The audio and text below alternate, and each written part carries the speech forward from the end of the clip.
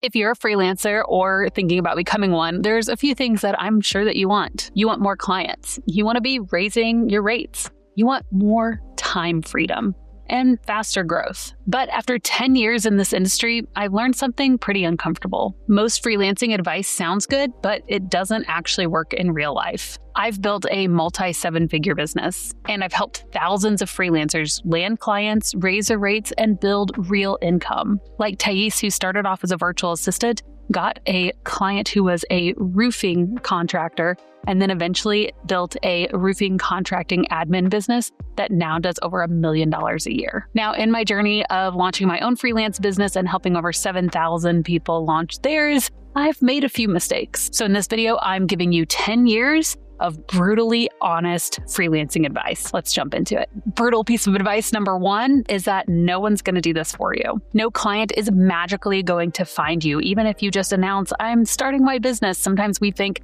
people are just magically going to come, and that's not really the case. Marketing means that you are showing up every single day. It means that you're building real relationships. I see so many people fall into the trap of trying to get that next course or that next coaching program that's going to instantly fix everything. But buying a course or joining a coaching program doesn't do anything if you're not putting in the work. Nobody's going to do this for you. You've got to show up and take real steps forward every single day. Now, this next piece of advice might sting a little bit because it's where I see so many people self-sabotage. And that's the fact that you being busy doesn't equal you building a business. You can be constantly moving and not actually be moving forward. Think of the image of a hamster on a hamster wheel. Yes, you're exerting a lot of energy, but you're not actually going anywhere. So what does this look like for a freelancer? Well, it could mean that you are tweaking your logo for the 15th time, that you're building your website and trying to get every detail perfect, but you haven't actually told anyone about your services. It could be that you bought another course to learn just one more skill so you feel ready before you start telling people about your new business. The people who stay in research mode or learning mode, but never actually take steps to start building relationships and marketing their business, they never actually start moving toward getting clients, are the ones that I see constantly staying stuck. Brutal piece of advice number 3 is that you don't actually need a niche to get started. Now, let me explain, because people all the time say the riches are in the niches or the niches or however you say it. But here's the thing. I see too many freelancers niche down too quickly too soon. Whereas if you start a general virtual assistant business, that means you say, hey, my package is 10 hours a month for $300, whatever. Then you're offering any kind of online virtual assistant services to any type of small business owner. And what happens is that gives you a very big pool of people to choose from. This means that you can post on your own social media accounts, literally just on your personal Facebook, not even through a page or anything. Hey, I'm starting a virtual assistant business. Here are the services I'm offering. Do you know of anybody who would benefit from this, right? And this can get the conversation going. You can also reach out to people via email, via DM. Reach out to people who know you, who love you, who want to help you, even if they're not a small business owner, because they may know of somebody who's a small business owner and needs your services. Now, I'm giving away the exact template that I used to land my first freelancing clients, and you can comment template in the comments below and I'll send it to you. When we niche down too soon, sometimes we limit that pool. Now, the only exception I would say to this is maybe you have tons and tons of experience. If you've been building websites for 20 years, please be a web designer instead of a general virtual assistant. Or if you have 15 years in the real estate industry, you can be a real estate VA instead of a general virtual assistant. But a lot of times I'll hear people say, I've decided to be a Pinterest manager for food bloggers because they think that that's like a really great industry, which it is, but they don't know how to do Pinterest management. So now there's all this time they have to spend learning that new service, and they don't have any connections to real food bloggers. If you're going to niche down, you have to have some kind of connection and experience to that industry already. If not, start broad. I always tell people, you don't find your niche finds you. And this is what happens time and time again with the over 7,000 freelancers that I've trained, is that they start off really broad and really general. They get a few clients, and then they realize, ooh, I really like working with this type of client. And since you have a connection there now, you have a connection with that industry or with that client, then you can find more of those people. So start broad. Brutal piece of advice number 4 is that undercharging is not making you more bookable. Sometimes we think that I just got to lower my rates, and then more people are going to buy from me. But the truth is that if you do not value your services, no one else is going to either. And here's the kicker. Cheap actually attracts more difficult clients. I guarantee you, somebody who's going to negotiate your rate and only wants to pay you a few dollars per hour or is trying to really lower your package by $100, they are going to be the most difficult client. I guarantee it. Okay, so this next piece of advice is literally the thing that I think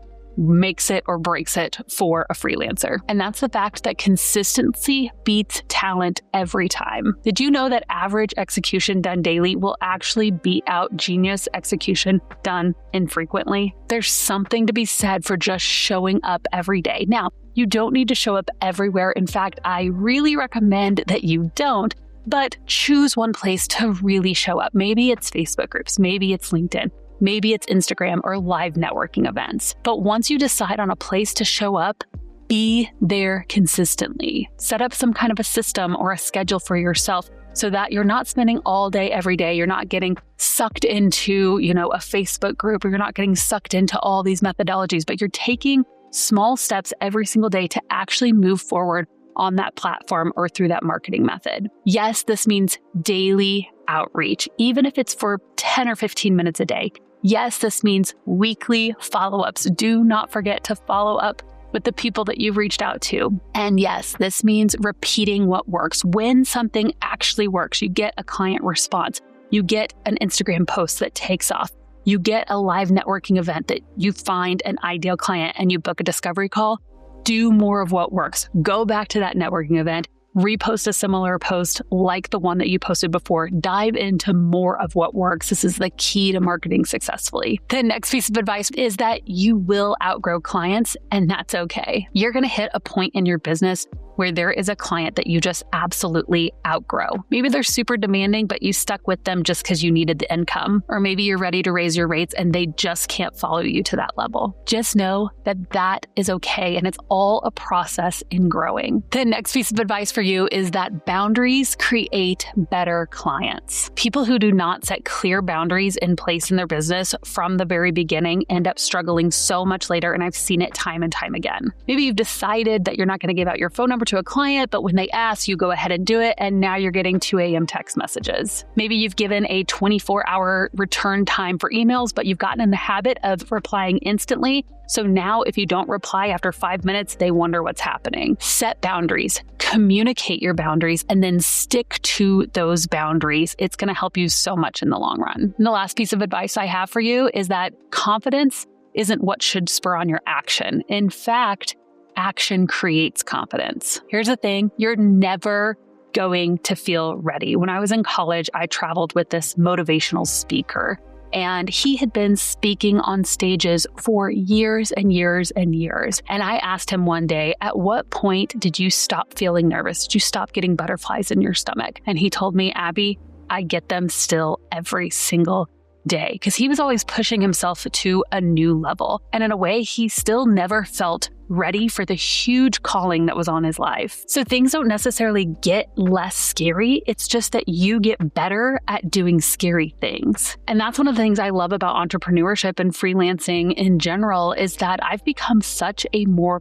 bold person. Yes, I'm still doing big, scary things, but I'm less scared when I do them because I've just practiced doing scary things. We have a saying here at the Virtual Savvy, action over perfection. And sometimes you just have to take the next imperfect step. Every single breakthrough I've ever had in my life, personally or in business, involved discomfort. In fact, that discomfort means that you're doing something right, so lean into it. If you take nothing else from this video, just know that freelancing doesn't reward perfection, it rewards commitment. It rewards movement, taking the next right step. Now, as I've mentioned before, I've trained over 7,000 freelancers to take their next step. And if you're interested in starting a virtual assistant business, I believe it is the best, lowest barrier to entry type of business that you can start. Go ahead and comment BBO below this video, and I will send you a link to my Become a Booked Out Virtual Assistant free training. It's going to show you the 3 ways that I was able to get VA clients fast and replace not only my income, but my husband's income as well. All right, friends, that's all I have for you. If you're new to the channel, sometimes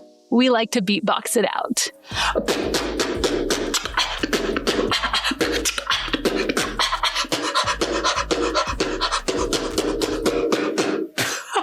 I kind of lost it at the end. Action over perfection.